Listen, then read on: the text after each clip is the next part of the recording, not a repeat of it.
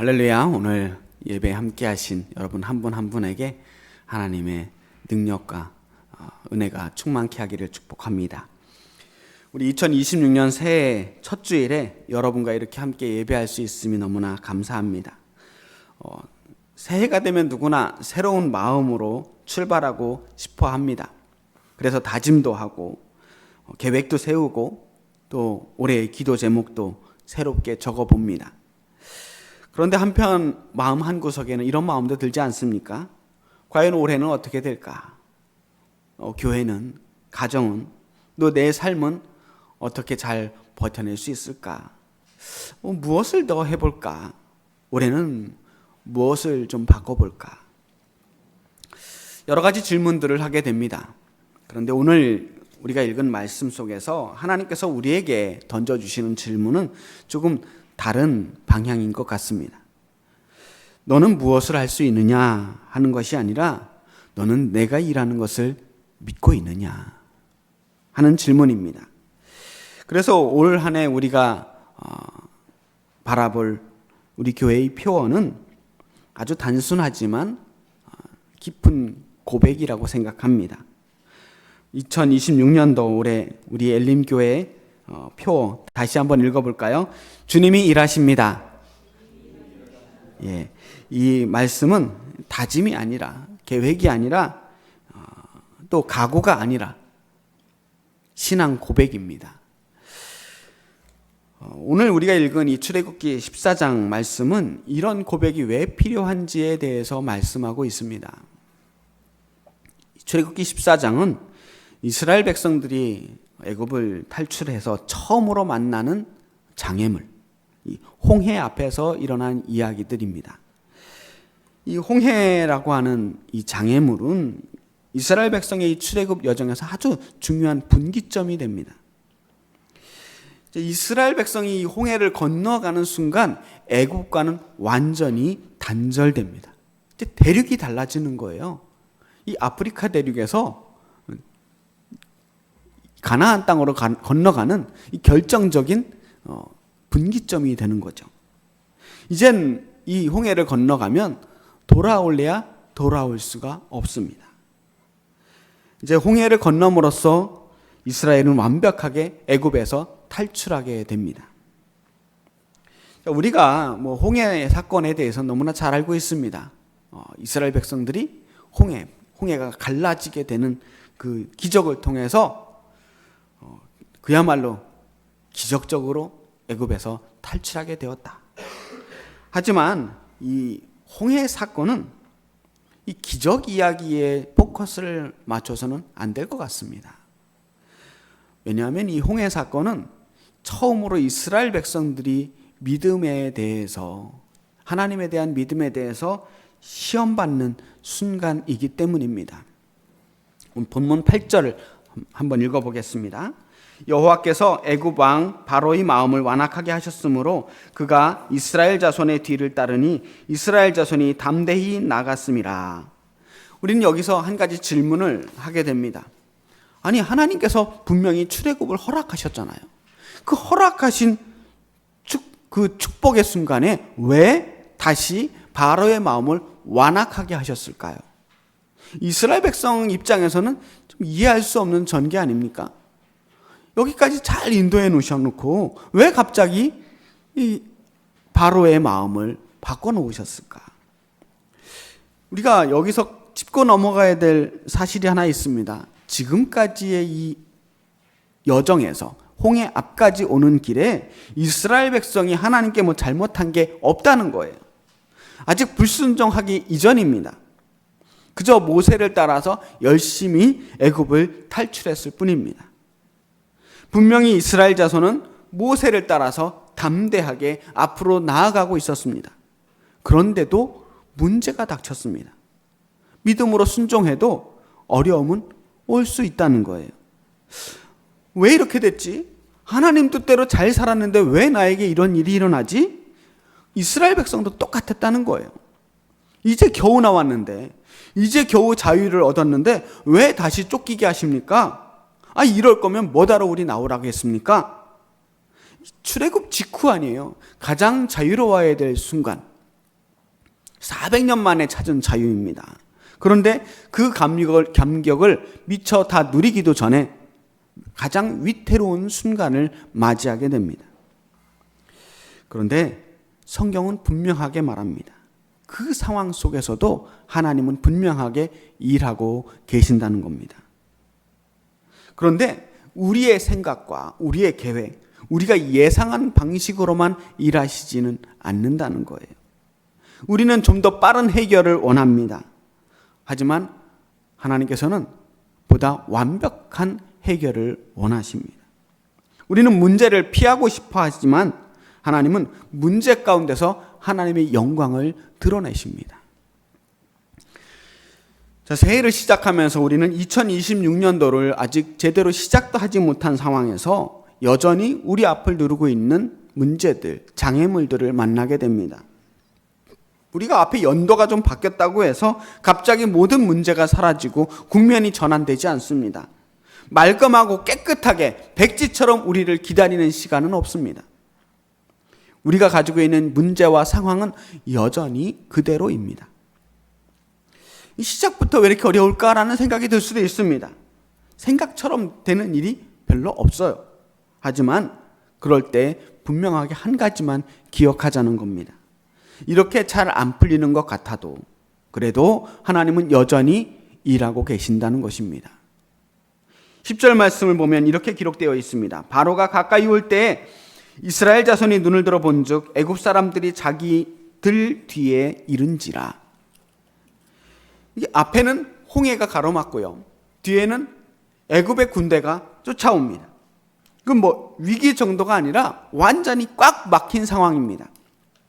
진퇴양난이라고 하잖아요. 그러니까 중무장한 바로의 군대가 바로 뒤까지 쫓아오고 있습니다. 근데 여기서 중요한 표현이 하나 있습니다. 눈을 들어 본즉. 눈을 들어 봤다는 거예요. 지금까지는 어떻게 했냐면 눈을 들어보지 못하고 앞 사람만 보면서 계속 갔어요. 앞에 누구요? 모세만 바라보면서 간 겁니다. 그렇게 앞만 보고 가던 이스라엘 백성들이 눈을 들어서 어디를 봤을까요? 뒤를 따라오는 애굽의 군대를 본 겁니다. 이스라엘 자손이 보던 이 시선의 방향이 바뀐 겁니다. 하나님을 바라보던 눈이 상황을 보기 시작했다는 거예요. 그러자 이스라엘 자손들의 이 반응이 달라집니다.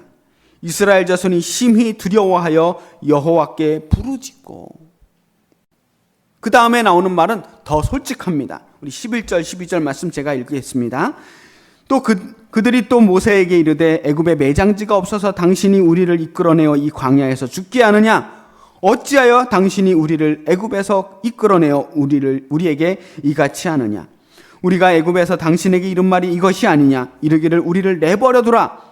우리가 애굽 사람을 섬길 것이라 하지 아니하더냐? 애굽 사람을 섬기는 것이 광야에서 죽는 것보다 낫겠노라. 한마디로 말하면 괜히 나왔다는 거예요. 그냥 거기서 그대로 살았으면 죽지는 않았을 텐데 괜히 모세의 말을 듣고 애굽을 탈출했다가 이제 여기서 떼죽음을 당하겠구나. 그래도 좀 힘들더라도, 노예 생활이 힘들고 어렵긴 했더라도 목숨은 부지하고 살 수 있었을 텐데 이제 광야에서 우리가 다 죽게 되었다. 이 말은 불신앙의 말이 아니고요, 두려움에 눌린 인간들의 솔직한 마음입니다.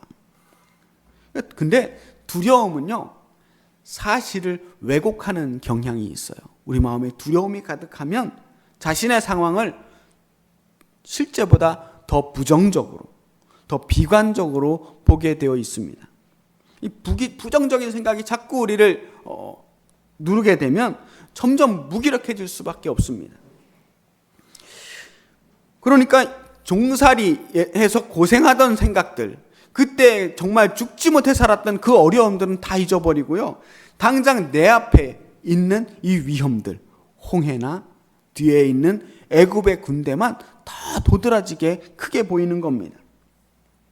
그들이 찾은 자유는 너무나 좋았지만 불안한 것은 자유보다 더 싫은 겁니다.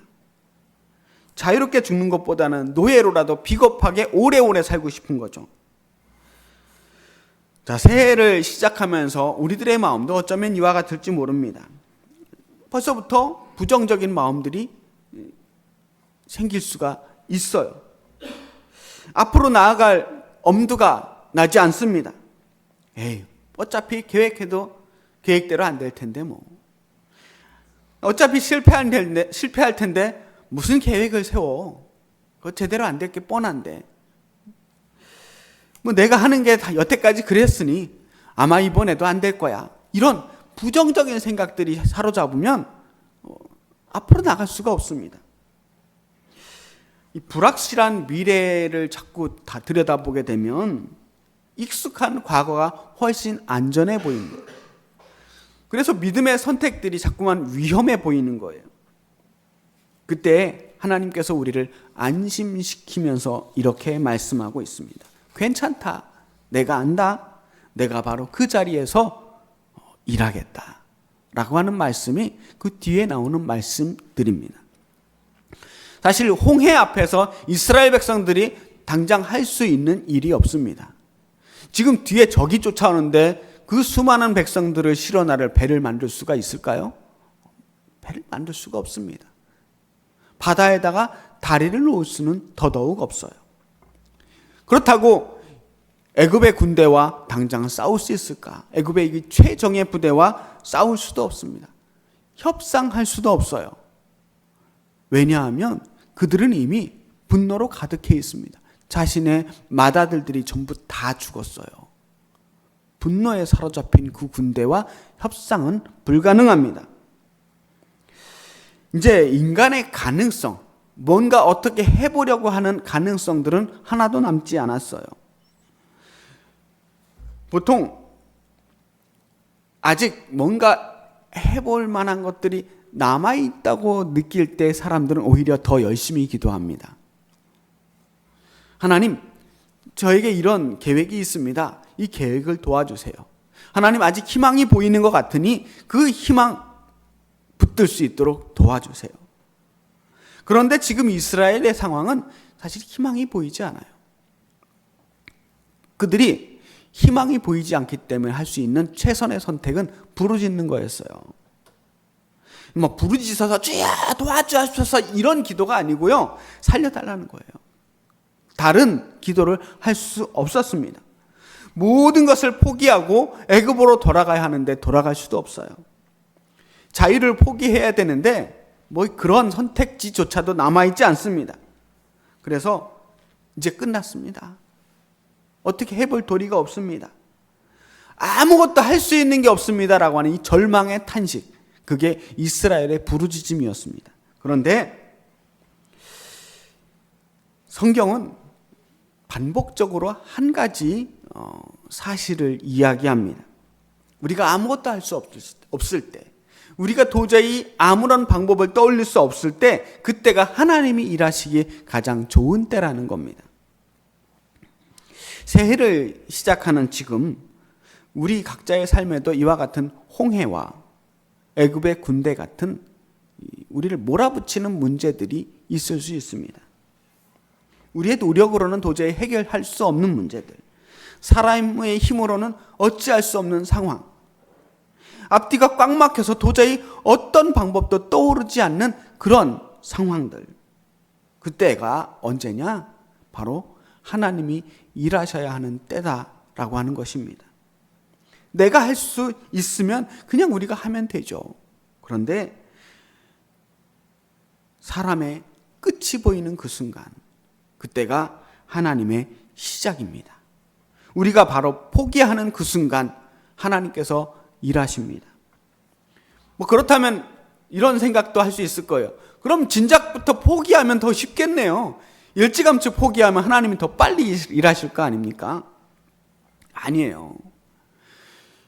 그런 말씀이 아니라 우리가 다 포기하고 일찌감치 손 놓고 우리가 뭘 해보려고도 하지 않고 다 하나님께 맡기면 됩니다라고 하는 이야기를 하는 게 아닙니다. 그렇게 포기할 수밖에 없는 상황에도, 질 것 같은 순간에도, 실패할 것 같은 그런 순간에도 포기하지 말고 계속 나아가라는 거예요. 버티라는 거예요. 아직은 끝난 게 아니니까. 하나님이 일하실 그 시간을 기다리라는 겁니다. 불안한 마음으로 계속 앞으로 나아가라는 거예요. 어디까지요? 우리가 갈 수 있을 때까지. 그냥 끝까지 가보는 거예요. 뒷일은 걱정하지 말고, 실패할 걱정 미리 하지 말고 앞으로 나아가라는 겁니다. 뒤에 파라오의 군대가 쫓아오지만 걱정하지 말고, 뒤 바라보지 말고 앞으로 나아가라. 앞에 홍해가 가로막고 있지만 걱정하지 말고 그 홍해 가운데로, 홍해를 향해서 나아가라는 거예요. 빠져 죽을 것 같은데도 그냥 나아가라는 거예요. 두려움에 포기하지 말고 앞으로 나아가라. 우리가 할 수 있는 일을 끝까지 다 하라는 겁니다. 그 다음엔 하나님이 하시는 일을 기다리면 되는 겁니다. 그때 하나님께서 이렇게 말씀하십니다. 이제 내가 일할 차례다. 13절 말씀에서 모세가 백성에게 말합니다. 너희는 두려워하지 말고 가만히 서서 여호와께서 오늘 너희를 위하여 행하시는 구원을 보라.